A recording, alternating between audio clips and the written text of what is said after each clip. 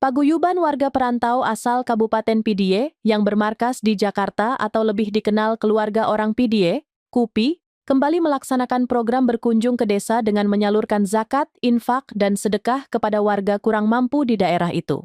Dalam kegiatan kali ini, KUPI menghimpun dan menyalurkan senilai Rp321.014.000 ZIS untuk membantu warga kurang mampu di kampung halaman mereka. Sekretaris Umum KUPI, Nurlina Nazarlina, kepada Serambi, Minggu, 6 April 2025, mengatakan, 321 juta ZIS ini terdiri dari 241.425.000 zakat dan sekitar 40.250.000 sedekah. Selanjutnya, sisa santunan anak yatim tahun lalu dan dari maulid senilai Rp39.339.000. Untuk diketahui, kegiatan ini merupakan periode kelima dilaksanakan di Kabupaten Pidi setelah pertama kali digagas pada tahun 2021 lalu. Nurlina menyampaikan bahwa sumber dana ZIS itu terkumpul dari para donatur, perantau, atau keluarga Ureung Pidi yang saat ini telah sukses di Jakarta.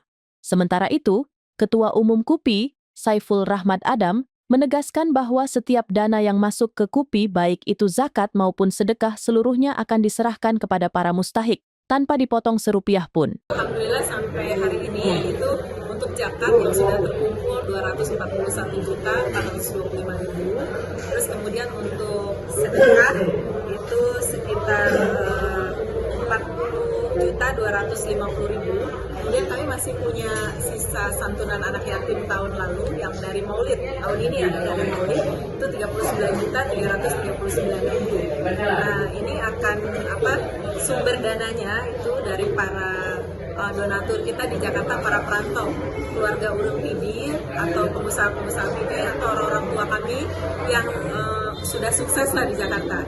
Jadi sebahagian zakatnya disalurkan ke Pidi. Yang sudah kita salurkan itu sekitar di 16 kampung. 16 kampung di 6 kecamatan. Di 6 kecamatan ada sekitar 400-an penerima. Download Tribun X sekarang, menghadirkan lokal menjadi Indonesia.